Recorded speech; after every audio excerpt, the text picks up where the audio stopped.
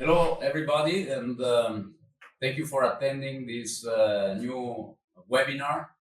I will just provide you with some technical information, and then we get started. Here with me is our guest, David Barzaghi. Davide. He's CEO, administrator of Biosofa, and you will learn more about Biosofa, but it's a furniture company based in the nearby of Milan, which is engaged at producing in a sustainable way. As I anticipated, today with me is Davide Barzaghi. He's co-founder and director of Biosofa. I am Paolo Bray, founder and director of the World Sustainability Organization. Just a little information about the WSO. Our organization, which is now also a foundation, has developed two major programs, Friend of the Sea and Friend of the Earth, which represent both groups of certification of sustainable products and services. There's over 1,500 companies in more than 100 countries worldwide, which have certified products with our labels. And they also represent a number of conservation projects and campaigns in over 40 countries. If we extrapolate, and today the webinar, the title of the webinar is related to furniture, sustainability, and certifications. And so let's have a look at the market and how it has grown over the years, and also the rising trend and movement for more sustainable furniture. So if we extrapolate the existing historical data for the US furniture production, we can estimate that the global furniture market has grown approximately 10 times since 1960, with the global population has only grown 2.5 times in the same period. This extraordinary growth is due to the global increase in consumption and also in fast furniture. The industry continues to grow at an almost 4% growth rate per year. Major producer is Asia Pacific, as one could expect, holding over half of the global share, followed by Europe, and then America and the Middle East. Africa and Oceania play a very small role. We're looking at the European major players. Italy and Germany are by far the main producers, followed by Poland, UK, France, and Spain. The end use of furniture is equally shared between residential and commercial furniture. And in terms of materials used, wood seems to play the major and increasing role, representing approximately 50% of the materials used. Office furniture seems to use more plastic, much less glass and others, likely for reasons related to safety, durability, and cost. If we look more closely at the global home textile trend, we notice a gradual growth in recent years, with the bed linen and carpets playing the major role. There is little data available about the use of different textile fibers in furniture. However, it is likely to be following the more generic trend in fibers production. And if we look at the trends since the 1980s, the demand for polyester has grown tenfold, from 7 million tons to an expected 70 millions in 2030. Among the natural fibers, only cotton has continued to grow in a similar way, doubling production from 15 million tons to 30 million, less than half of the polyester production. In other words, man-made synthetic fibers now account for about 60% of the total fibers used. All this growth in production has, of course, an impact on the environment, which has to be reduced. And from the only available data, and referring to the USA, it would seem that most of the furniture waste goes to landfills, and only since the 80s, a part of it, currently approximately 20%, is incinerated for energy recovery. Finally, only since 2010, a very small percentage, less than 0.5%, is recycled. It is likely that this data is similar in the EU and maybe worse in other countries. And these images are indeed very common, and one can easily conclude that waste management, the lack of recycling, is the major environmental impact of furniture, which has to be solved as fast as possible. The best way to reduce the impact of furniture is surely to build them durable and preserve them. There is furniture which lasted over 300 years. So why are we not able anymore to build and use furniture for that long? And there are several paths to making the furniture industry circular: user to user by reducing and reuse, user to business by repairing, refurbishing, remanufacturing, finally, also by repurposing and recycling. While estimation of the reduced environmental impacts are not always straightforward and cannot be generalized, it is clear that preventing the need to extract again the raw material from the natural world uh, limits the use of land and normally reduces dramatically the use of energy, water, and generation of waste, which would have to be managed otherwise, occupying space in landfill or generating emissions when incinerated. While an increasing number of companies are now undergoing this transition, a well known example is IKEA's engagement to be completely circular by 2030. Many other companies are going in the same direction, such as in the link provided. If we look at the impact of the raw material production and extraction, we find surprising conclusions. For example, when looking at textiles products, there is evidence that all in all, the so-called natural fibers might have a higher impact when compared to synthetic, as they consume more land, water, energy. Uh, Generally speaking, most of the indexes which try to estimate this impact have reached the same conclusions. Our position as a friend of the earth is that no material should be demonized. We should understand that all materials have their own purpose, have their pros and cons, and the objective should be to try and reduce the impact for the material that you are actually using. So, this said, of course, synthetic fibers have a current issue in terms of generating microplastics when washed. This is likely to be less relevant in furniture when compared to clothing. At the end of life, if not recycled, furniture containing plastic would be less biodegradable or not biodegradable at all. If recycled, plastic could be instead more easily recovered, but not all of it is likely recyclable. Another environmental impact in furniture is derived by the use of chemicals, which could have an impact on the environment and on the health of consumers and users, for example, in the use of glues or dyes. Last but not least, there are social accountability issues in the production of textiles and furniture, which have to be resolved. It would seem that the current global market for eco-friendly furniture has a value of 37.9 million US dollars, so approximately 10% of the global furniture market. But its growth is expected to be faster of the global trend, approximately twice as fast. It is expected to grow in the US and in Europe, both in the residential as well as commercial sector. The similar trends are expected in all the worldwide markets, maybe even higher in Asia and Latin America. Consumers, and in particular the younger generations, are also very supportive of sustainable fashion and presumably furniture, and they are willing to pay more than 50%, and up to 81% of consumers would appreciate having a sustainability score or labeling scheme and say it would encourage them to buy sustainable fashion. While a Sustainable Furniture Council has been instituted and promotes good practices in the sector, several certifications are applicable to furniture and textiles. The only internationally applicable and multi-material is Cradle to Cradle, which, however, awards different levels, of which bronze suffice only a generic engagement, and platinum does not necessarily require a product to be recycled or sourced from certified origin.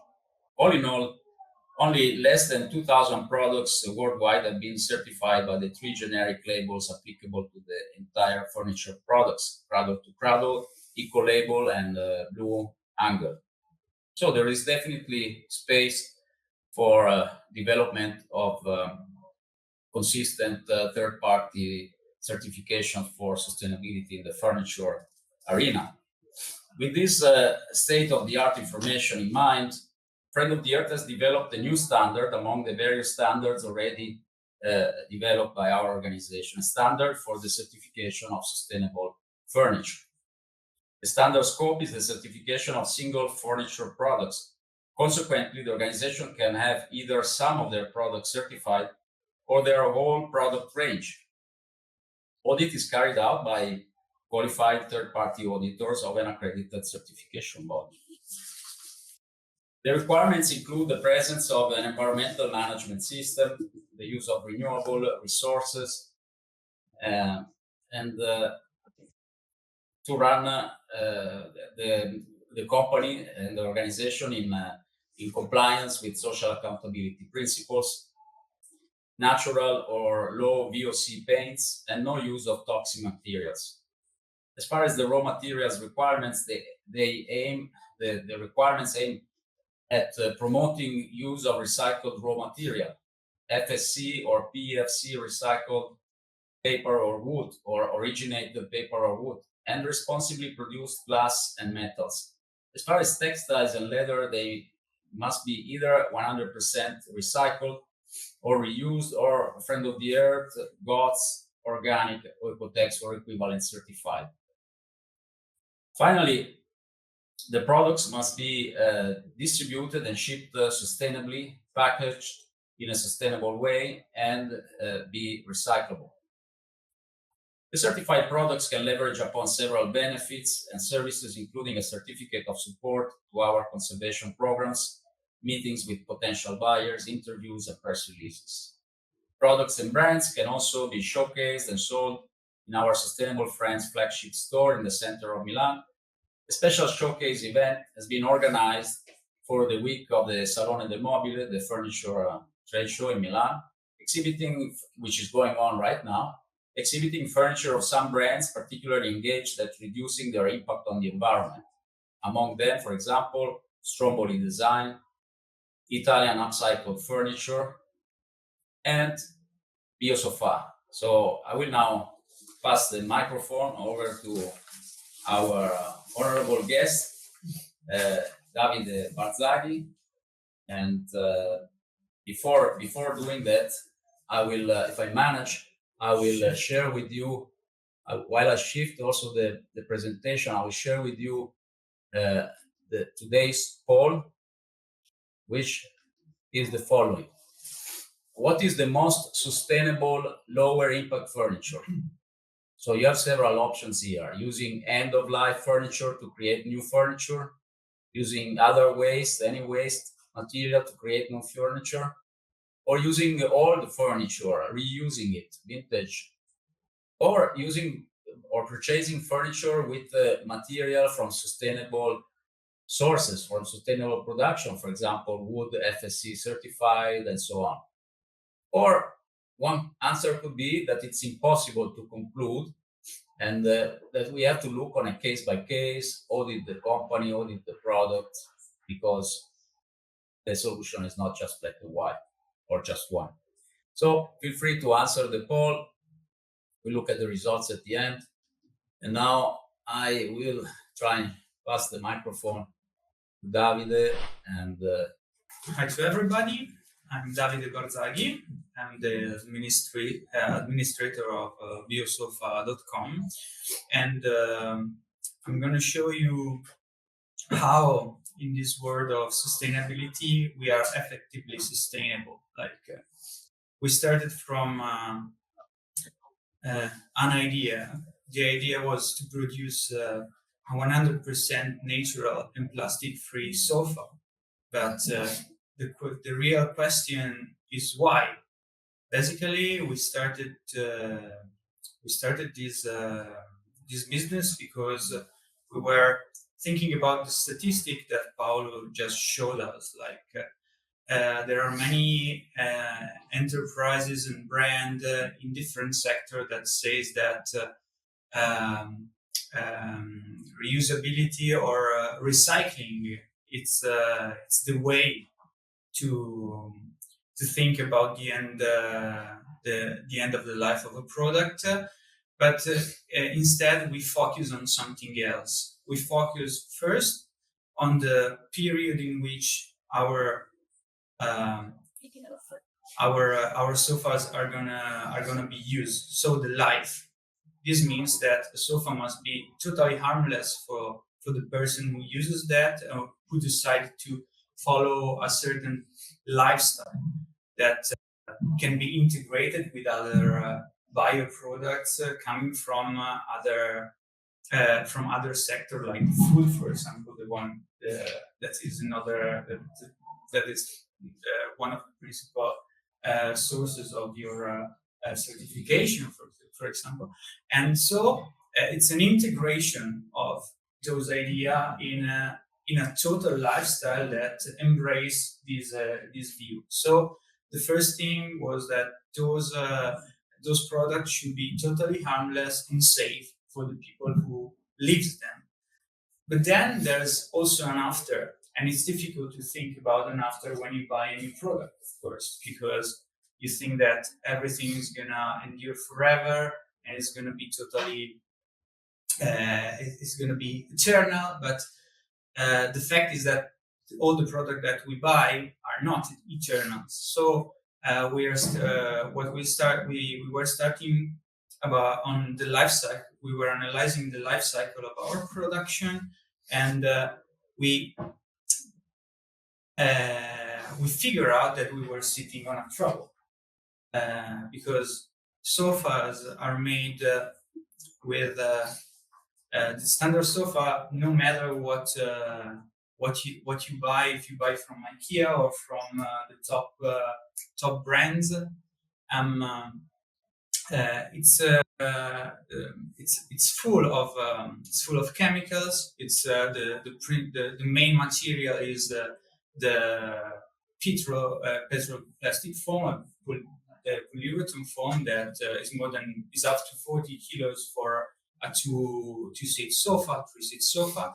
There's the glue and the wood and the plywood in it. There are these synthetic fibers present in the inner upholstery and also on the textile. And then there are all other chemicals that are mostly fire retardants to be compliant on certain standard that different nations are putting up to. So it's better to use fire retardant because it's easier instead of trying to make a sofa that is effectively fire retardant without using those chemical on it. It's far easier to do so. The fact is that then you're polluting your house without knowing it. So even if when you wash the cover of your sofa, you're polluting it because the microplastic that is one of the biggest problem of the polyester. Basically, you just wash away those tiny microplastic that is going to be part of the water that goes into the sewer and then into the sea. So those are all small things to think about when you buy a sofa. So me and my family and we decided to change, but a turning key of this changing was also a university lesson that I attended in 2020, and those were in Polytechnico Milan, and this was a lesson upon the life cycle assessment that was not super popular at that time. We were analyzing electric vehicles, if they were sustainable or not, or as more sustainable as the standard combustion engine vehicles on the overall life cycle. And we had this illuminated professor that was introducing us to this sort of thinking. And from that, 10 years after, I started this company that was I came from a 7th generation of furniture makers, so we know what to do when we deal with furniture. We deal with different materials. We use all the materials you were talking about in your previous presentation, and we are based in Brianza district, that is basically is the cradle of the most luxurious and high-end brands in the whole world. Like there are many as Casina, not like those big brands, and that's our district. And then we wanted to change, so we just take part of our history, because before sofas were not making as we do now, but there were other techniques, and we mixed them. And the result were new models that are totally harmless and also easily to dismiss.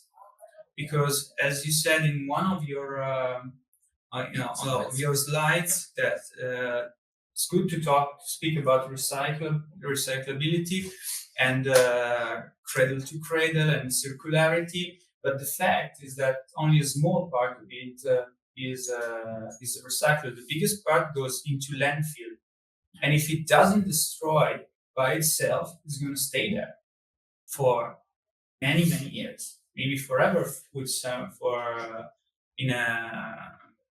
forever is not nothing is forever, but for our life and for the next generation and for the next one, it's going to be a problem. So we say, since we can't control that, we responsibilize ourselves to produce something that, if it's maintained, it's like the cabinet of the 1070 of the 17th centuries that stays forever for 300 years, and that's okay.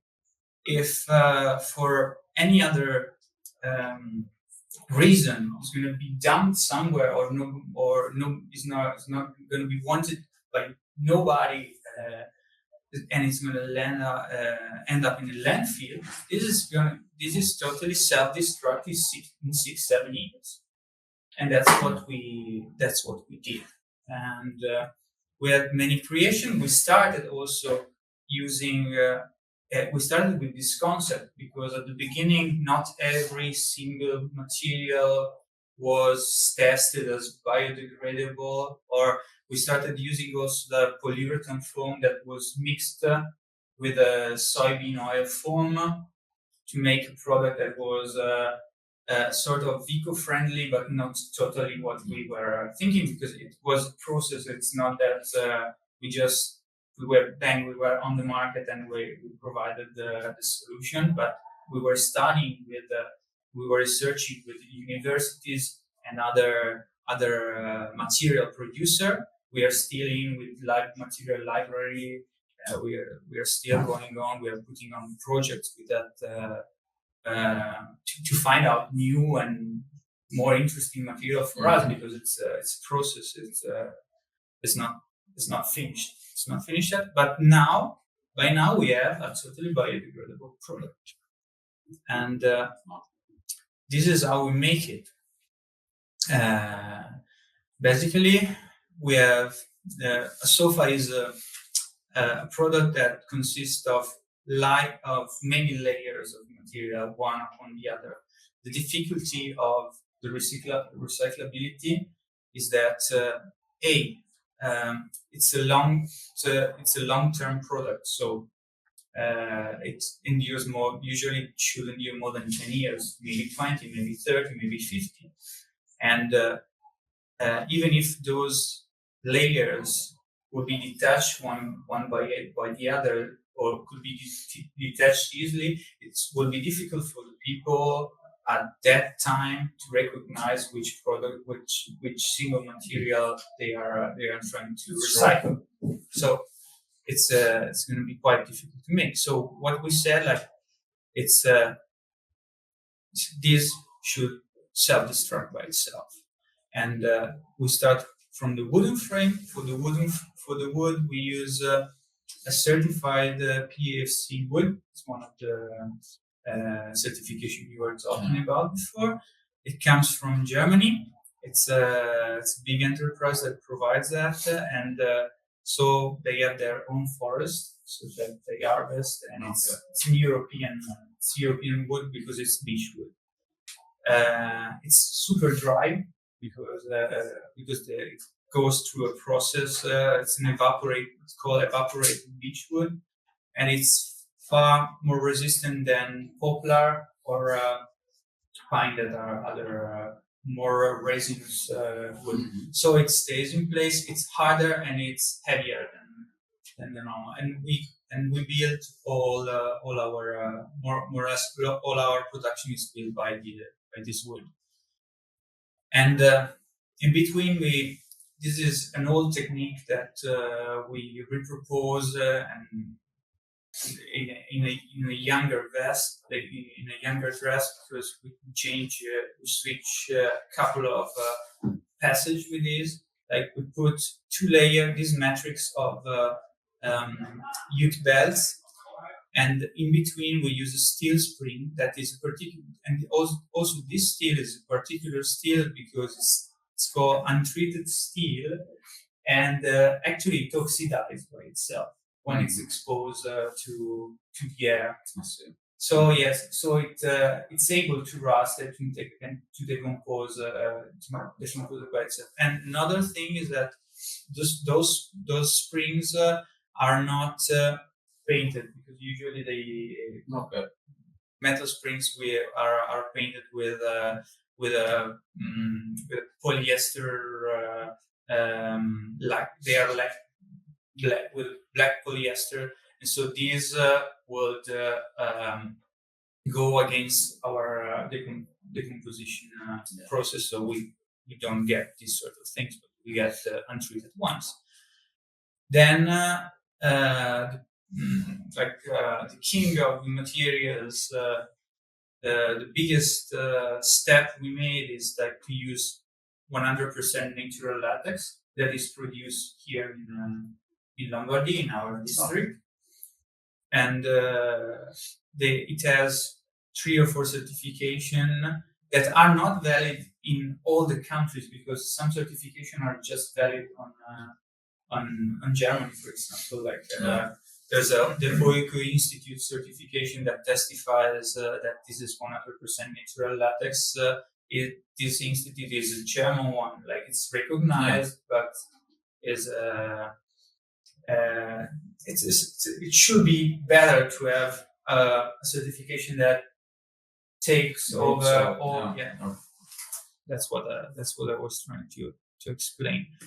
And so you have this layer over the beech wood, and then over it you can see that there's a pressed cotton that is recycled. We use different kind of this, like of this white layer that you see that is over the pinpoint latex, and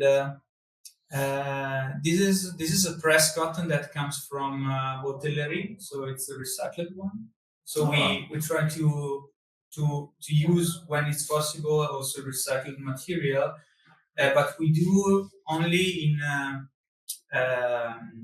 in places, and we use only materials that are effective. Like if material just loses some of its characteristics because of the recycling, we tend not to use that, because we just, for us it's a step down, but it's as we saw, durability is also very important. So yes. There's no point in making something it's lower impact material, but then after 1 year or 2, it's all broken. So this is our idea.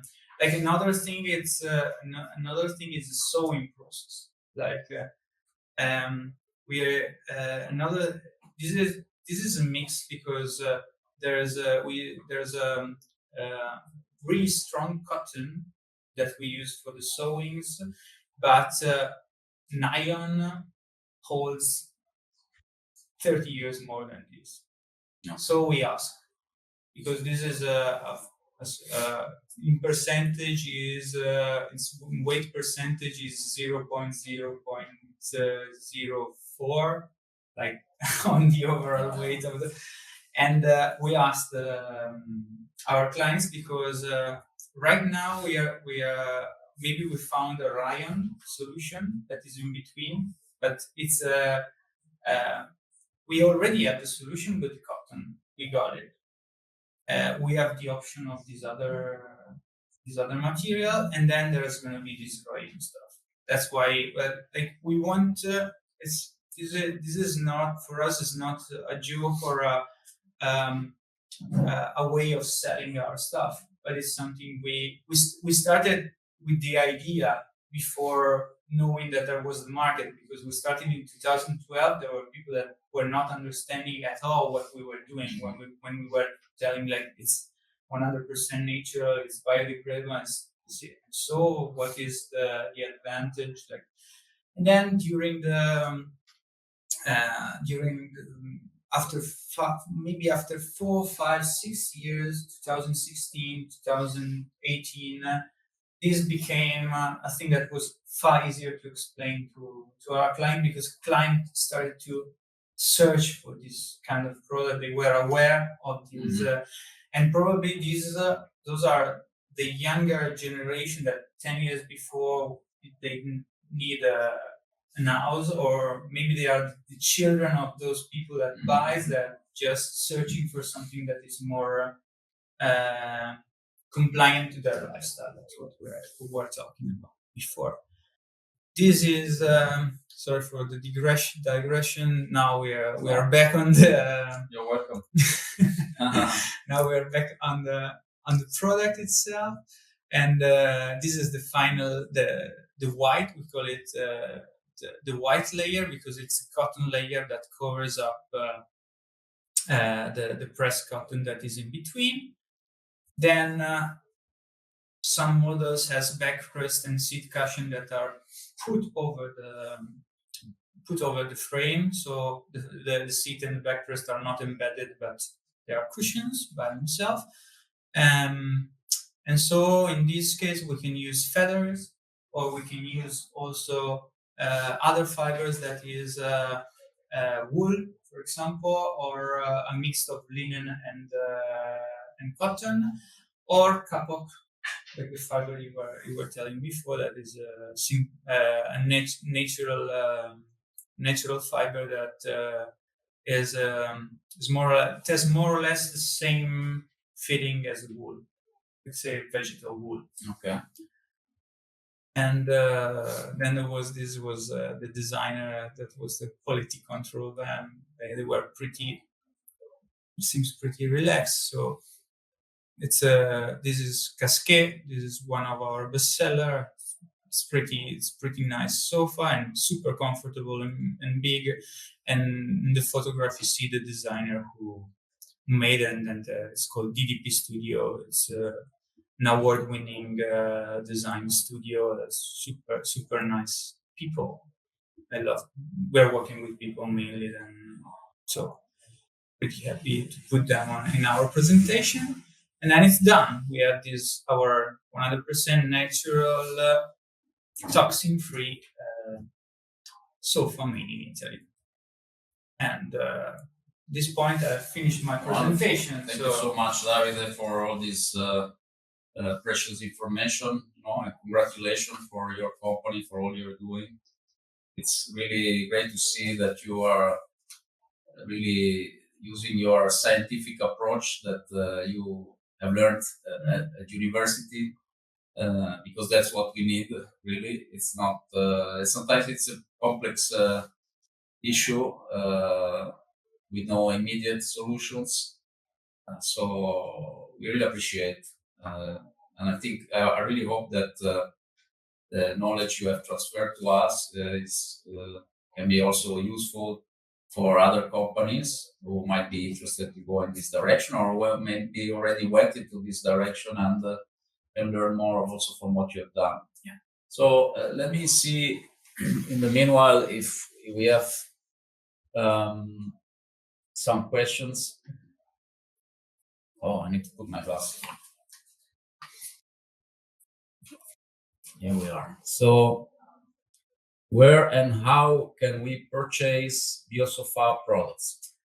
Well, this is another nice question because it's we have a sort of different approach to the market. We have some showrooms that have our product, but we try to have a direct contact with the client, since those people are really aware who want of what they want to buy. Like, they are as aware as we as us, that are we are producers, because they are questioning us before starting to buy product from us. As we try to a direct approach, so we sell online. Okay. Is that on your website? Yes, on our website, which is biosofa.com. You reach us, you reach Eleanor, you can start to chat with her. Like, we have also we can make also a video call. We can show you the product, our showroom. There's also invitations. Sometimes there are people that are also from Germany or from France that are on holidays in Italy, and then they book an appointment here in Milan in our showroom, or into the city. But the nicest thing is to have a direct approach. So we make the sofa, we make some photograph, a video. So we just let the client know when and how is made, because they are made piece by piece. It's sort of it's an artisan production, and when it's finished, we shipped it with. We have deals with 4 or 5 shipping companies that takes care also of the placement of the product, so the client doesn't have to deal with anything. Like, they're gonna have the sofa placed in their home, and that's it. And this obviously has a cost, but we try to condense everything in the selling cost. And since we don't have a markup on the distribution, because the distribution has a significant impact on the pricing of our product, and we are dealing with materials that cost up to 3-4 times than the standard materials that you can use. Also good quality ones that you can use in our sofa. We try to follow this road to keep not to reduce really the price, but to keep them acceptable for a bigger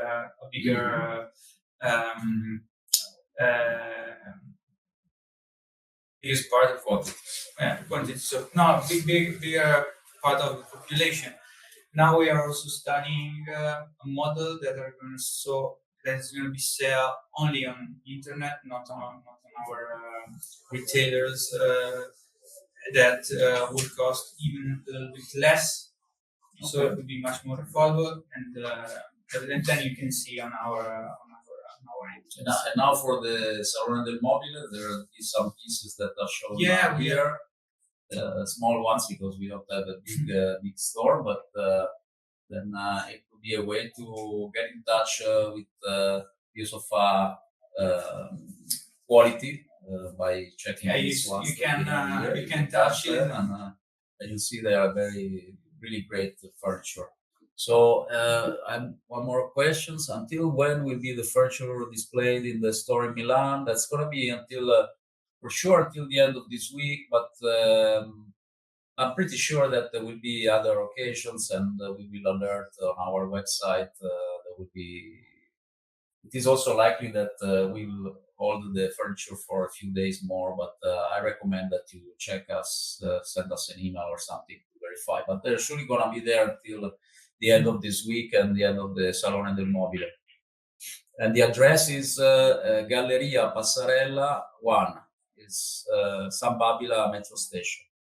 So how can we apply for the Friend of the Earth certification? What is the cost? Basically, you have to contact us at info@friendoftheearth.org, and we will provide you with the questionnaire with some basic information about your products, your furniture, and then based on your replies, we will send you a proposal, and that's going to depend also on the number of products, the number of different materials used in the same product. Normally, our certifications are considered to be very accessible also for small-scale producers, because we variate the price list according to the revenue of the company. So I have no more questions. Somebody, I think, I'll check the polls if there have been some significant answers. Oh, today they've been lazy. Only one vote. Vintage, all the furniture reused. Normally there's more involvement, but that's life. At least we know what this person feels like.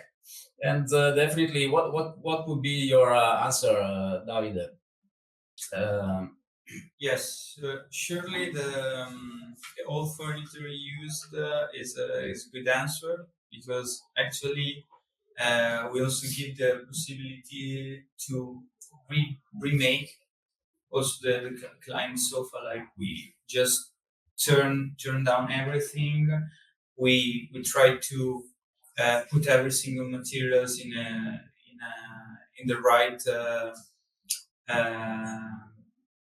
in the right environment for the recycling, because we have deals also with our suppliers. Okay.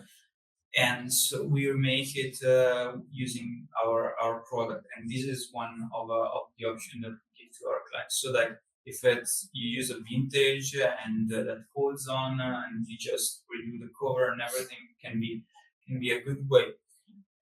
But I think that more or less there are all those options. Those options are. What is important is the idea you have.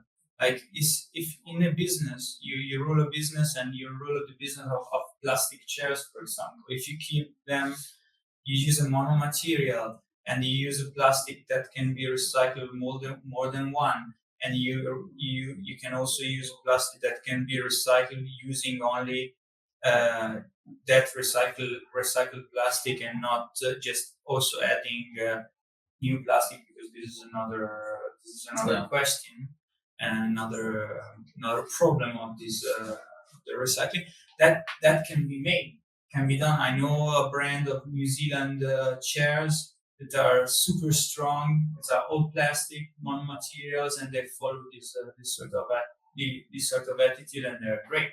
We're friends. Mm-hmm. Like we used to exchange our point of view. Like so, there's no bad idea when you talk about recycling and reusing. Yeah, I quite agree with you. I think it's a complex subject, as we said. It has to be approached in a more scientific way, and we need to do our best anyway, whatever we are using, to minimize the impact. And over time, probably recycling and reusing will be more feasible. There will be more platform which will enable this. So yes, okay. So I think we provided a lot of information to our audience, and again, I congratulate Biosofa for all that you're doing, and I thank you so much for passing by at our store and agreeing to this interview. And I really hope we can also collaborate more in the future, maybe get involved in the certification. We are here available, but anyway, the purpose of our webinars and our activities online are also to raise awareness on this subject. And I think we've done this in a pretty nice way today. Thank you again, Davide, and see you soon. Ciao. Help our planet with this first step. Follow Friend of the Sea and Friend of the Earth across our social media. Like this video and subscribe to our channel. Your follow and subscription helps us spread the sustainability message to everyone. Let's build a better world together as sustainable friends.